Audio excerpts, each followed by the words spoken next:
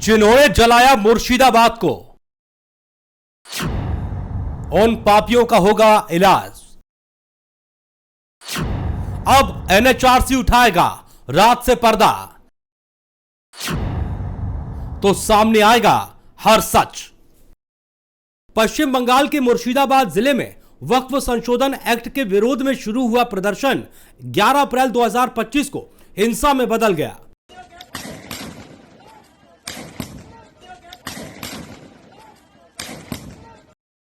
यह प्रदर्शन इतने भयावह रूप से सामने आया कि अब तक 3 लोगों की मौत हो चुकी है, जिसमें एक पिता पुत्र भी शामिल है। कई लोग घायल हुए, भारी संख्या में संपत्ति को नुकसान पहुंचा। इस पूरी घटना ने राष्ट्रीय मानवाधिकार आयोग को भी सतर्क कर दिया है। आयोग के सदस्य प्रियांक कानूनगो ने बताया कि उन्हें इस हिंसा को लेकर 3 अलग अलग शिकायतें मिली हैं। शिकायतों के अनुसार एक्ट को लेकर भड़की भीड़ ने एक परिवार पर हमला किया और एक पिता पुत्र की हत्या कर दी गई। इस घटना के बाद से स्थानीय लोग असुरक्षित महसूस कर रहे हैं। कई लोग अपना घर छोड़कर पड़ोसी जिलों और राज्यों में शरण ले रहे हैं।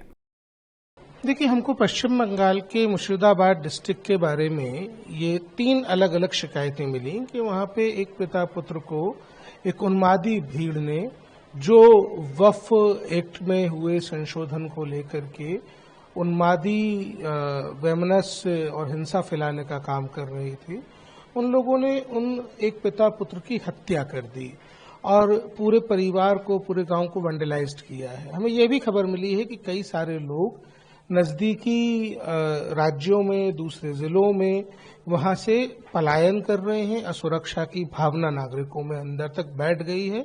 ऐसे में आवश्यक हो जाता है कि मानवाधिकार आयोग तुरंत संज्ञान ले। इस पर शिकायत के आधार पर हमने संज्ञान लिया है। हमने निर्देश दिया है आयोग के इन्वेस्टिगेशन प्रभाग को, एक टीम वहां डिटेल की जाए, एक टीम वहां जाए, वस्तु स्थिति देखे और उस संबंध में एक रिपोर्ट हमको सौंपे। इसके लिए हमने उनको 3 हफ्ते का टाइम दिया है।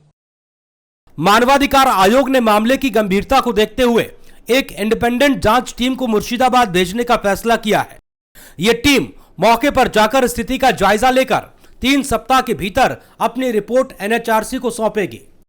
पश्चिम बंगाल पुलिस ने अब तक इस मामले में 150 से ज्यादा लोगों को गिरफ्तार किया है।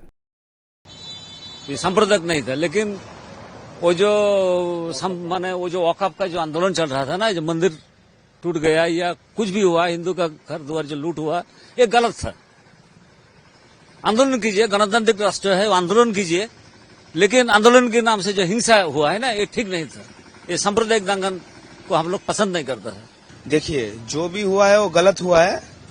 वक़्फ़ बिल का नाम में जो घटना घटा है, जो लूटपाट हुआ है, मंडी टूटा है, हिंदू सबका घर टूटा है, वो तो गलत बात हो गया ना। लेकिन अभी माहौल शांत है। अभी देखा जा रहा है क्या हो रहा है आगे। ये तो सरासर गलत है, ये होना नहीं चाहिए था, लेकिन हो गया। कोई बाहर से कोई 10-20 लड़का आके इधर तांडव किया है, लेकिन इधर का लोग कुछ नहीं किया है। हम लोग मिली जुली में रहता है और हमारा घर के बाजू में वो हिंदू रहता है, एक साथ रहता है। हम लोग किधर भी जाता है, उठना बैठना सब हम लोग का एक साथ ही रहता है।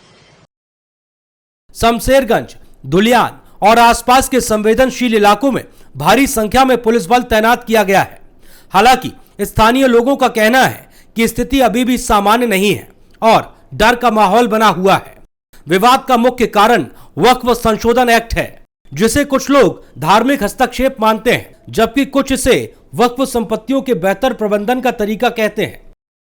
हालांकि मुर्शिदाबाद जैसे संवेदनशील इलाकों में इस तरह का संशोधन सामाजिक और सांप्रदायिक तनाव का कारण बन गया। एनएचआरसी की टीम यह भी समझने की कोशिश करेगी कि पुलिस और प्रशासन की भूमिका कैसी रही, कि हिंसा की घटनाओं की मुख्य वजह क्या है, पीड़ित परिवार हिंसा का जिम्मेदार किसे मानते हैं और बड़े बड़े अधिकारियों ने क्या जानबूझकर माहौल खराब होने दिया। फिलहाल मुर्शिदाबाद में इंटरनेट सेवाओं को बंद रखा गया है। वजह शरारती तत्वों के इरादों को नाकाम करने की है। ऐसे में नजर एनएचआरसी पर भी है, जो जाकर ये तलाशेगा कि मामले के पीछे वो कौन से चेहरे हैं जिन्होंने हिंसा की चिंगारी को हवा देकर आग में तब्दील कर दिया। Bureau report, prime news.